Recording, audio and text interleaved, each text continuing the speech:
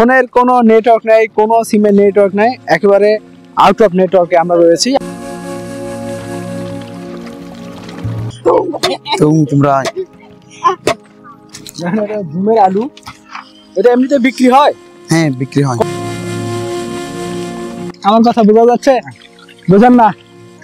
দেখেন এমন একটা জায়গায় আসছি, আমি ওনাকে বলতেছি কেমন আছেন, উনি বাংলাটা বুঝতেছে না। পাহাড়ি ঝর্ণা থেকে এই পানিগুলো সংগ্রহ করা হয়, অনেক ঠান্ডা পানি। ওনাদের হলো এটা চুলা, এখানে চুলা, বিড়াল শুয়ে আছে।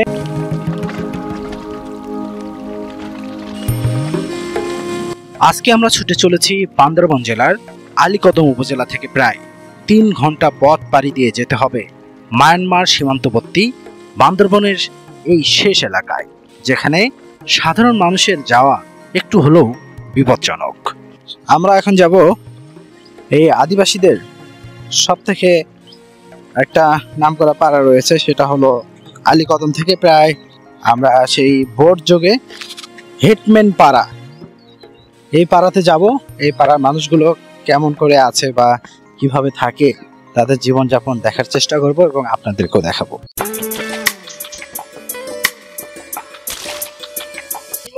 আমরা সেই দুর্গম পথ পাড়ি দিয়ে যাব সেই হেটম্যান পাড়ায়। সেই পাড়ার মানুষগুলো কিভাবে আছে সেগুলো আপনাদেরকে দেখাবো। এই বোট যোগে এই হেটম্যান পাড়া যাইতে সময় লাগবে প্রায় 1 ঘন্টার মতো।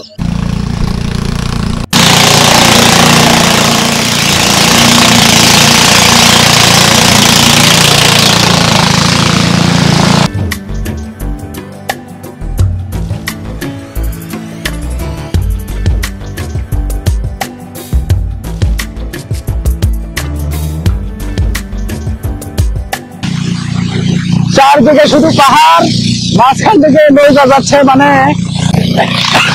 ঠান্ডা লাগতেছে। চারদিকে শুধু পাহাড়, মাঝখানে স্বচ্ছ পানি নদী, মানে এত ঠান্ডা লাগতেছে মানে বলে বোঝানো যাবে না। এবং প্রাকৃতিক সৌন্দর্য উপভোগ করতে করতে আমরা সেই হেটম্যান পাড়া, যেখানে দুর্গম পাড়া, আদিবাসীদের জনবস, সেখানে আমরা যাব।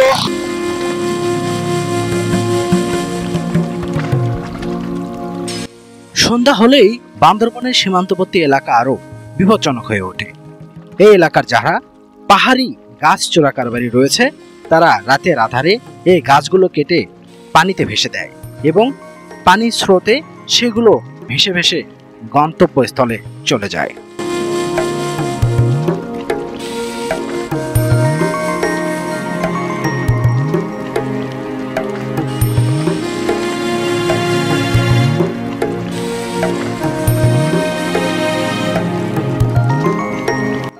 এই গহীন বনের ভেতর দিয়ে বয়ে যাওয়া নদীতে আমরা নৌকা করে সেই মায়ানমার সীমান্তবর্তী এলাকা, যেখানে আদিবাসী গ্রাম রয়েছে, সেখানে আমরা যাচ্ছি।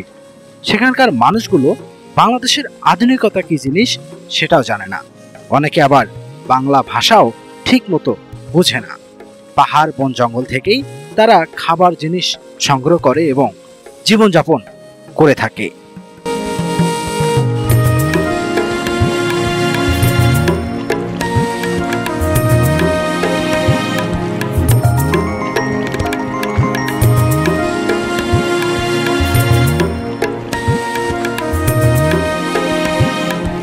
দর্শক, প্রায় 1 থেকে 1.5 ঘন্টার মতো নৌকা জার্নি শেষ করে আমরা সেই হিটম্যান পাড়ায় এসেছি। এখানে কিন্তু ফোনের কোনো নেটওয়ার্ক নাই, কোনো সিমের নেটওয়ার্ক নাই, একেবারে আউট অফ নেটওয়ার্কে আমরা রয়েছি। আমরা সেই পাড়ার ভিতরে এখন যাব, আসলে তারা কিভাবে জীবনযাপন করে সেগুলো আপনাদেরকে দেখানোর চেষ্টা করবো। ঠিক এই উপরের দিকে উঠতে হবে, উপরে হেঁটে হেঁটে তাদের ওই পাড়াটা রয়েছে, সেই পাড়ায় যেতে হবে।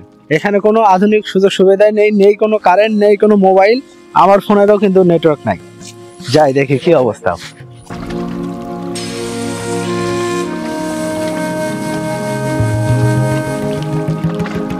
আমরা এখন উঠতেছি হেটম্যান পাড়া।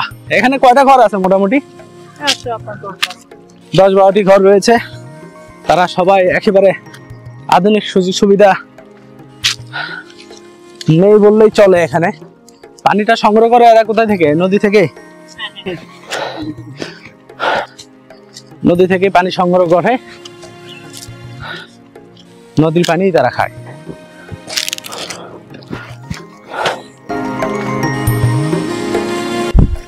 দুর্গম পাহাড়ি জনপদ এটি। এখানে প্রায় 10 থেকে 12টি ঘর রয়েছে।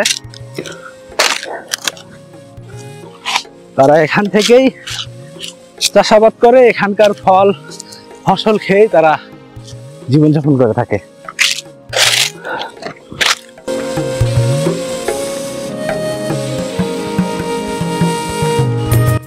দুর্গম এই পাহাড়ি এলাকায় মাত্র 10 থেকে 15টি ঘর রয়েছে। এখানে যে মানুষগুলো বসবাস করে তারা খুবই কষ্টে জীবনযাপন করে। আধুনিকতা কি জিনিস সেটাও জানে না।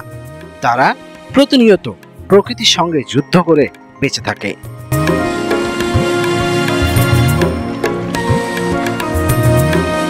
আমরা থাকি খুব কষ্টের মধ্যে, পানি অভাবে এভাবে অনেক কষ্টের মধ্যে। পানিগুলো কই থেকে কালেক্ট করেন যেটা খান? এটা পানি কালেকশন হচ্ছে এই যে অনেক গভীর জঙ্গল থেকে পানি বের হয়, এটা জিরি বলে বলা যায়। আচ্ছা, আর শহরে বলে ঝর্ণা, আর আমাদের পাহাড়ে বলে জিরি। হ্যাঁ হ্যাঁ, ওখান থেকে কালেক্ট। আর গোসল করা হয় ওখানে? হ্যাঁ হ্যাঁ, বরফখালী। আচ্ছা, আর এটা কি আপনাদের? এটা হলো মানে সবাই আসলে রেস্ট নেবেন, থাকবেন। হঠাৎ আপনি তো মনে করেন যে কি অজানা আসবেন, ওখানে যেমন ধরেন আপনি কারো পরিচয় নাই, হঠাৎ এখানে বসবেন, তারপরে সবার সাথে পরিচয় হইয়া হ্যাঁ হ্যাঁ হেমান খারাপ চল না।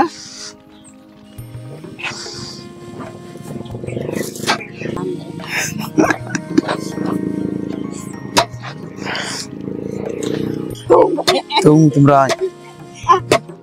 তো অনেক পরিশ্রম, মানে এটা তো অনেক ভারী। হ্যাঁ পরিশ্রম।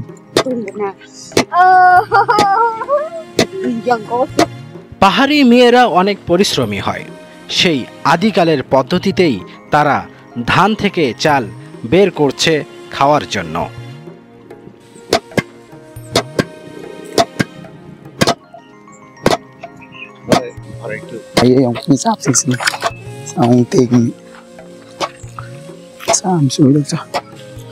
আপনাদের পাহাড়ি বড়াই? হ্যাঁ বড়াই, এটা হ্যাঁ মিষ্টি, খেয়ে দেখেন একটা। আপনাদের বড়াইটা খেয়ে দেখি কেমন মিষ্টি আছে মনে হয়। হ্যাঁ অনেক মিষ্টি। হ্যাঁ, এটা কি? এটা হচ্ছে জুমের আলু। জুমের আলু? এই মিষ্টি মিষ্টি লাগে? মিষ্টি বললে জুমের আলু। এটা এমনিতে বিক্রি হয়? হ্যাঁ বিক্রি হয়। কত করে কেজি বিক্রি হয় বাইরে? বাইরে ধরো কেজি 50, 40 টাকা। এটা না,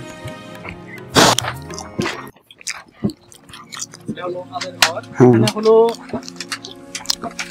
বাঁশের, মানে বাঁশ কেটে আসলে ফ্লোর করা হয়েছে। এর মধ্যে কি ধান? ঠান্ডা। ও আসলে দেখো, এটা হলো আমাদের ধানের গোলা। এটার মধ্যে ধান রাখা হয়। এখানে রান্না করার ব্যবস্থা। হ্যাঁ, রান্না বান্না এখানে রান্না হয়। এগুলো উপরে কি ভাইয়া? এগুলো হচ্ছে ত্রুম। হ্যাঁ ত্রুম, মানে এটাতে করে আপনাদের যত জিনিসপত্র আছে মালামাল পাহাড় থেকে বা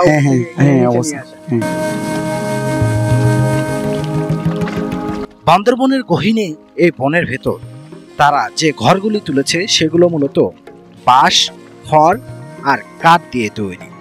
তাদের পরিবারের মূলত ছেলেরা কাজ করে না, মেয়েরা বেশি পরিশ্রম করে থাকে। তাদের পরিবারে এমন অনেক মানুষ রয়েছে যারা অনেকেই বাংলা ভাষাটাও ঠিকমতো বুঝতে পারে না, যার কারণ তারা আধুনিক এই বাংলাদেশের সাথে খুব একটা যোগাযোগই হয়তো বা রাখে না।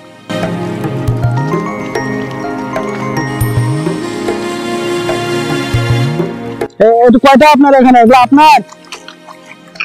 দর্শক, ওনারা বাংলা বুঝেন? আমার কথা বোঝা যাচ্ছে? বুঝেন না? দেখেন, এমন একটা জায়গায় আসছি, আমি ওনাকে বলতেছি কেমন আছেন, উনি বাংলাটা বুঝতেছে না। এমন দুর্গম পাহাড়ি এলাকায় আসছি যেখানে বাংলা বোঝা তো দূরের কথা, ওনারা আধুনিক সুযোগ সুবিধা কি জিনিস সেটাও জানে না। আপনি ভালো আছেন? উনি কিন্তু বুঝতেছে না। এখানে কয়টা আপনার? এটা কয়টা?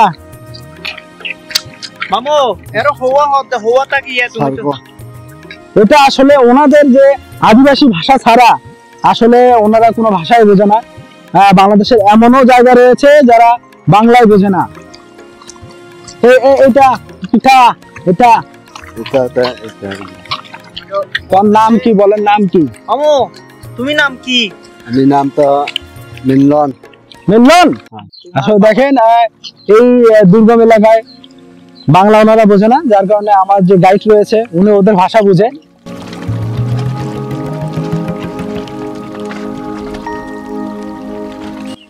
হ্যাঁ, আমরা এখন ওনাদের ঘরে উঠতেছি।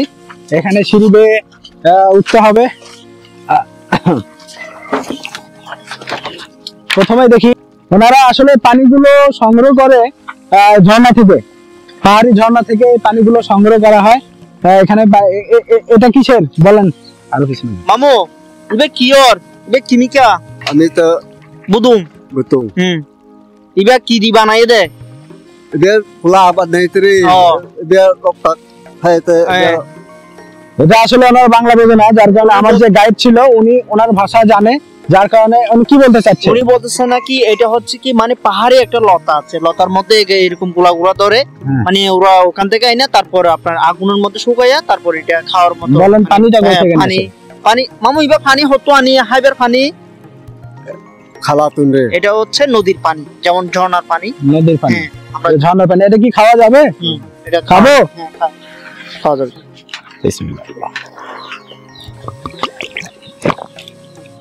অনেক ঠান্ডা পানি, আরে একেবারে পাহাড়ি ঝর্ণার পানি। তো এটা হলো আমাদের এলাকায় যে লাউ আছে না, লাউর মানে ঢাকশো আর কি, লাউ এর মধ্যে পানি একবারে ফ্রিজের মতো ঠান্ডা।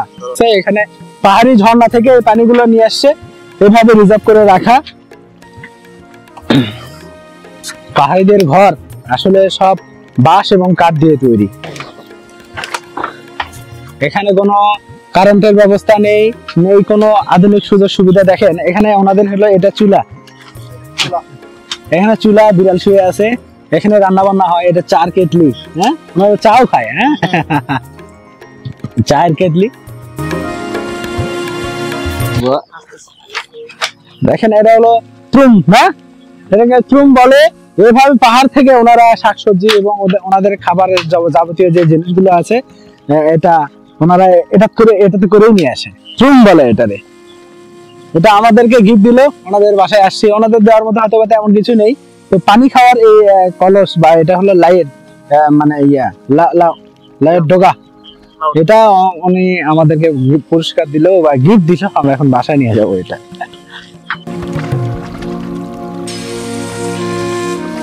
আমাদের এই প্রোগ্রামগুলো যদি আপনাদের ভালো লেগে থাকে অবশ্যই আমাদের চ্যানেলটি সাবস্ক্রাইব করবেন, লাইক শেয়ার করতে ভুলবেন না।